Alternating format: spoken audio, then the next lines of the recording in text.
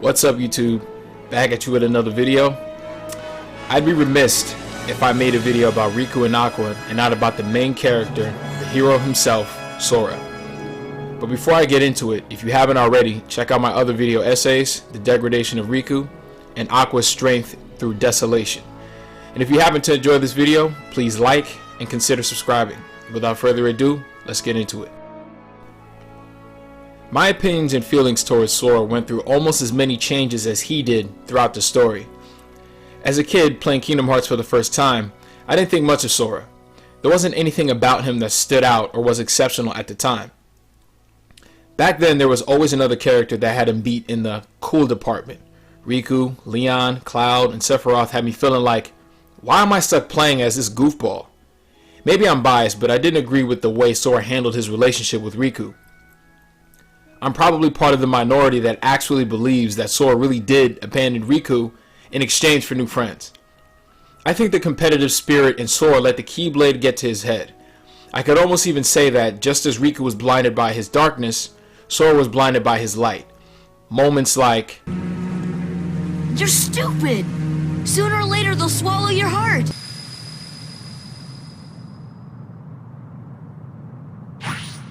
Leave it to who? What's the matter with you? What are you thinking? Don't you realize what you're doing? You up for this? No problem. Let's do it. to me, were boastful statements of self-righteousness. One of the most important moments in Kingdom Hearts 1 that brought Sora back to Earth was when Riku took the Keyblade from Sora. That moment humbled him. He had to realize that his resolve, his mission, and most of all his power wasn't a byproduct of the Keyblade. He would still be Sora with or without it, and it was at that moment that I began to admire Sora. Side note, I never forgave Donald for walking out on Sora like that. What would happen if we were suddenly stripped of all our memories and experiences? Who would we be? Every fond memory of a close friend or loved one vanishing with each step you take. The thought of that is actually scary because we are defined by the friendships we share with others, the good and bad experiences that we've had. It's because we are able to recollect those moments in time is what makes each step we take forward better than the last. Enter Castle Oblivion, where not only the conundrum of lost memory plagues our hero, but he's also faced with new enemies. Each encounter, each conversation leaves him with more questions than answers. A new face replaces the old, but that resolve to always do what's right stayed the same. Sora at this time began to mature, able to remain steadfast in the face of the organization. Someone like Larxene, who would not hesitate to take advantage of someone's apparent weakness, Sora wasn't tolerating that at all. It's something to be admired when, despite losing your memory, you don't lose your sense of self and direction. Fortunately for Sora, his memory would be reconstructed. Thus, the events of Kingdom Hearts 2 begin. At this point in Sora's story is where he truly shines. He got taller, some bass in his voice, new clothes, and a vast array of new abilities. Sora finally graduated from the dweeb division to the cool guys section. I stopped wishing to play as Riku and enjoyed every single playable and unplayable moment as Sora. Watching him stand before what remained of Organization 13 and call them out for a fight completely unafraid was great.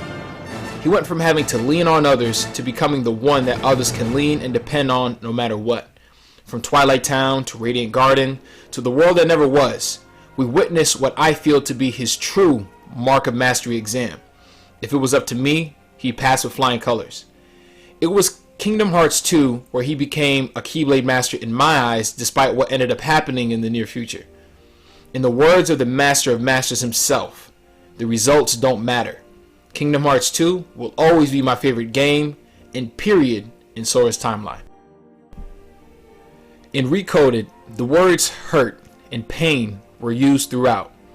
One moment in particular that resonated and stood out more than any other was when Roxas's whole purpose was to derail Sora's, to show him what true pain feels like.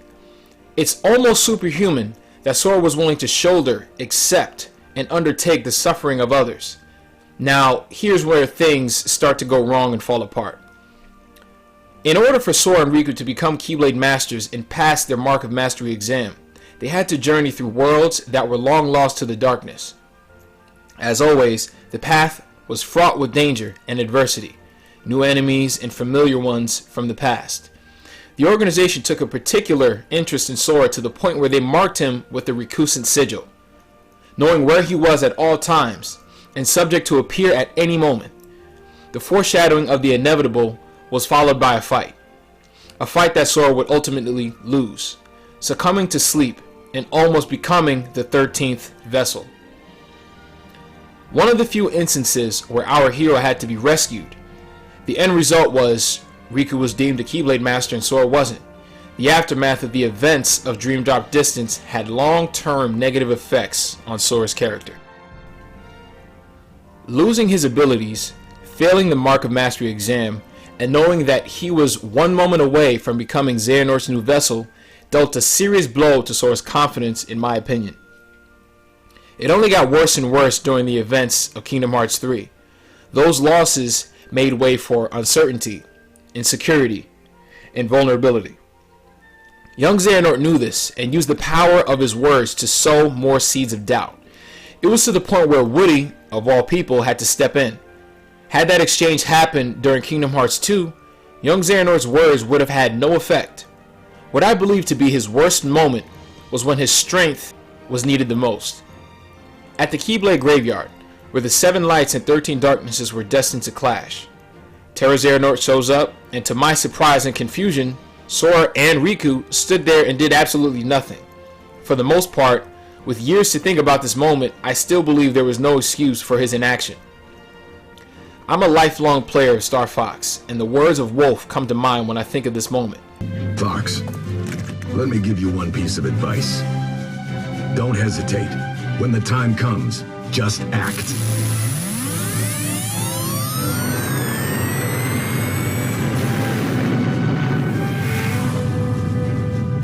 In my opinion, Sora failed to act.